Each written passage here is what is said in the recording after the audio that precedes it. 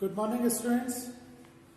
BSc part 1 mechanics के paper की first unit में लास्ट वन क्लास के अंदर हमने लॉरेंस रूपांतरण को डिस्कस किया था।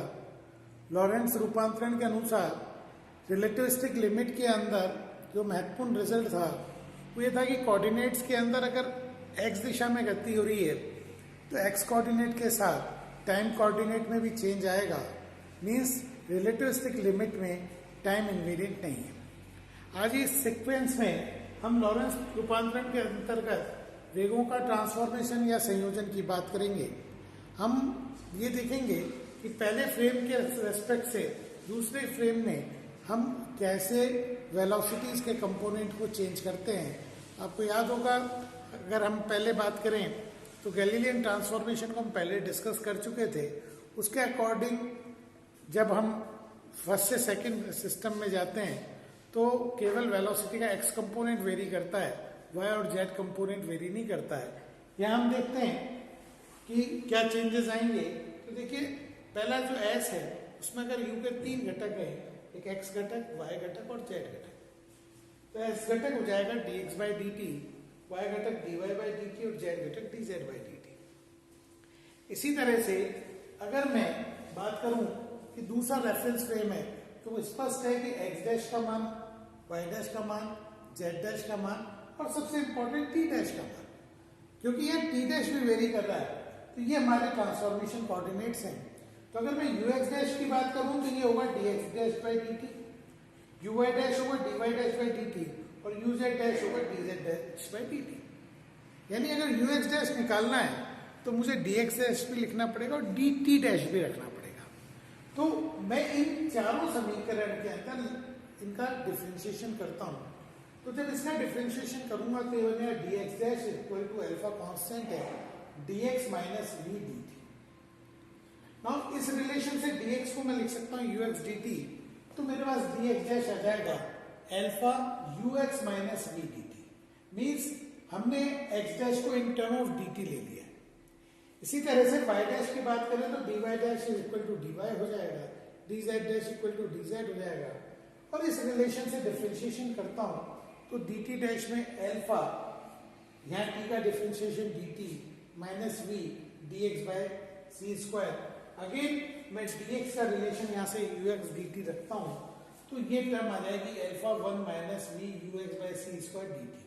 खास बात है, हमने dx dash, dy dash, dz dash और dt डैश, dy dz में तो कोई मैटर नहीं है, लेकिन दोनों ही dx डैश और dt डैश को डिफरेंशिएशन ऑफ t में कन्वर्ट कर लिया।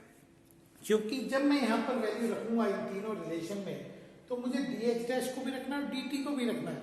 तो जैसे ही मैं dx डैश बाय dt यानी ux की बात करता हूँ तो ux के लिए मेरे पास आ जाएगा, यहाँ जैसे वैल्यू रखूंगा dx डैश की, मैंने यहाँ से वैल्यू रखी और dt की यहाँ से वैल्यू रखी, तो आप देखिए दोनों में dt होना से कैंसिल हो जाएगा।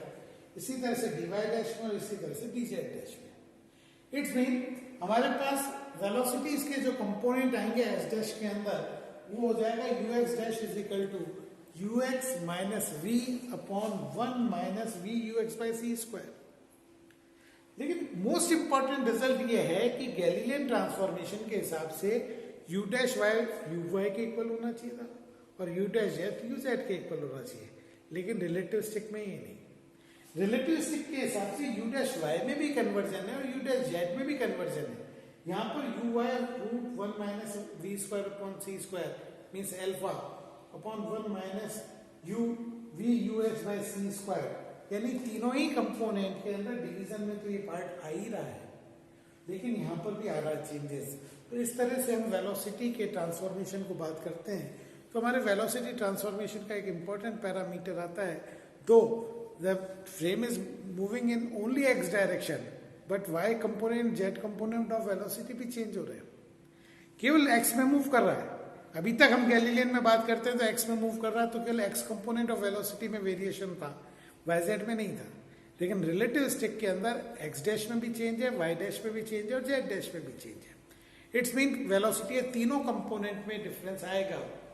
ये हमारा लॉरेंस ट्रांसफॉर्मेशन में हमने वेलोसिटी ट्रांसफॉर्मेशन की बात करी।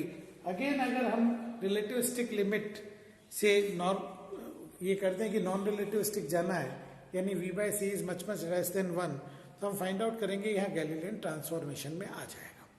नाउ अब हम बात करते हैं त्वरण का रूपांतरण। देखिए त्वरण का रूपांतरण केवल अभी हम एक्स कोऑर्डिनेट में याद करेंगे, क्योंकि हमें बहुत ज्यादा कॉम्प्लिकेटेड मैथमेटिक्स में नहीं जाना।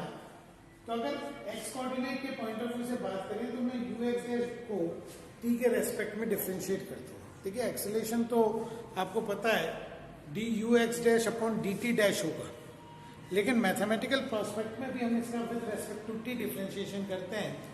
तो राइट हैंड साइड में अब हमारे पास दो तरीके हैं, डिफ्रेंशिएशन यू अपॉन वी की फॉर्म में करें, यानी first function divided by second function, या first function multiplied by second function. तो यहाँ मैंने फर्स्ट फंक्शन सेकंड फंक्शन मानते हुए, ये मेरा फर्स्ट फंक्शन है और 1/1 minus V U X upon C square second function है, इसको मानते हुए अगर डिफ्रेंशिएशन करते हैं तो जब फर्स्ट को कांस्टेंट रखा सेकंड का डिफ्रेंशिएशन किया, सेकंड को कांस्टेंट रखा फर्स्ट का डिफ्रेंशिएशन किया, तो मेरे पास ये मैथमेटिक्स सॉल्व होते हुए कन्वर्ट हो जाएगी 1 minus V square upon C square 1 minus V U X by C square D U X by D T. But ये कन्वर्जन नहीं, कन्वर्जन इसलिए नहीं है कि मेरा जो लेफ्ट हैंड साइड आ रहा है वो D U X by D T आ रहा है, जबकि मुझे कन्वर्ट करके इसको डी टी डैश में लाना है। और डी टी डैश में कब ला सकता हूँ, जब डी टी को कन्वर्ट करूँ डी टी डैश में। तो देखिए जस्ट इसके पहले हमने जब यू के you x you why you Z और टी के ट्रांसफॉर्मेशन देखे थे, तो हमारा टी का ट्रांसफॉर्मेशन वहां पर आ रहा था, आपको याद होगा gamma x minus alpha T. अगर मैं उसको यूज करके उसका डिफ्रेंशिएशन करता हूँ, जस्ट डी टी का डिफ्रेंशिएशन करता हूँ, तो मेरे पास डी टी का डिफ्रेंशिएशन डी टी डैश की टर्म में इस तरह से आ जाएगा। मैं इस डिफ्रेंशिएशन, अब यहाँ डी टी की जगह अगर मैं इसको वैल्यू रख देता हूँ तो मेरे पास यहाँ पर D U X by D T dash हो जाएगा और ये क्रॉस मल्टीप्लाई में चला जाएगा, तो D U X dash by D T सीधा थोड़ा मैंने मैथमेटिक्स को स्टेट किया है, D U X by D T 1 minus V square upon C square की power 3/2 1 minus V U X by C square हो जाएगा, जहां पर ये टर्म अपने आप में ए एक्स है। इसका मतलब जो ए एक्स डैश है मीन्स जो कांस्टेंट वेलोसिटी से मूव कर रहा है रेफरेंस फ्रेम में, उसमें ए एक्स डैश है, उसकी value A x multiplied by these times होगी। ये हमने जस्ट थोड़ा सा मैथमेटिक्स के स्टेप को मैंने शॉर्ट करके बताया है कि बहुत डिटेल में क्वेश्चन नहीं पूछा जाता, मैं क्वालिटेटिवली समझने की जरूरत है।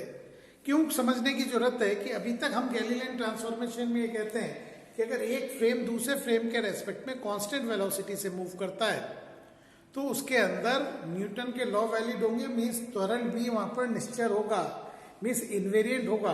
फर्स्ट सिस्टम से सेकंड सिस्टम के अंदर एक्सेलरेशन सेम रहेगा, कांस्टेंट रहेगा, बट यहाँ पर जब एक्स कोऑर्डिनेट में वेरिएशन है तो वाई में भी वेरिएशन होगा और जेड में भी वेरिएशन होगा, जो ये इंडिकेट करता है कि यहाँ पर इनवेरियंस नहीं है।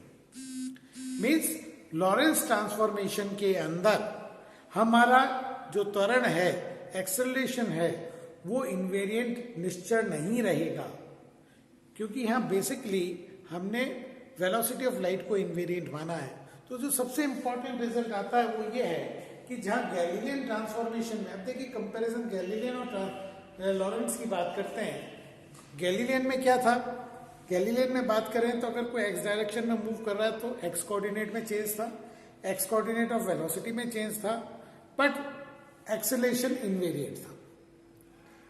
वाई कंपोनेंट में चेंज नहीं था, वेलोसिटी के वाई कंपोनेंट में चेंज नहीं था, टाइम में चेंज नहीं था। लेकिन जब लॉरेंस ट्रांसफॉर्मेशन की बात आती है तो बात ये पहला इंपॉर्टेंट रिजल्ट है कि कोऑर्डिनेट्स में वाई जेड में चेंज नहीं है, एक्स डैश के साथ टी डैश में चेंज है, मीन्स टाइम इनवेरिएंट नहीं है।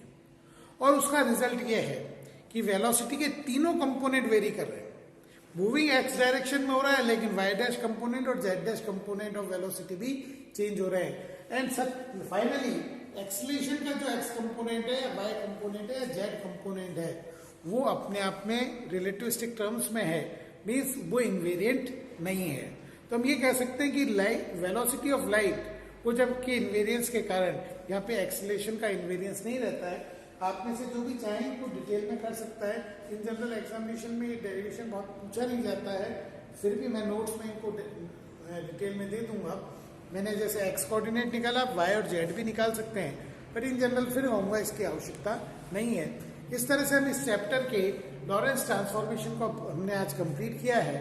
अगली क्लास के अंदर हम इस लॉरेंस ट्रांसफॉर्मेशन से जो length contradiction, time dilation, mass energy relation etcetera की बात करेंगे। मीन्स नियर फ्यूचर में 3-4 क्लास के अंदर ये चैप्टर यूनिट हमारी कंप्लीट हो जाएगी। आज की क्लास का मेन जस्ट हमने वेलोसिटी का ट्रांसफॉर्मेशन है, उसे आप कंप्लीट कीजिए। Thank you.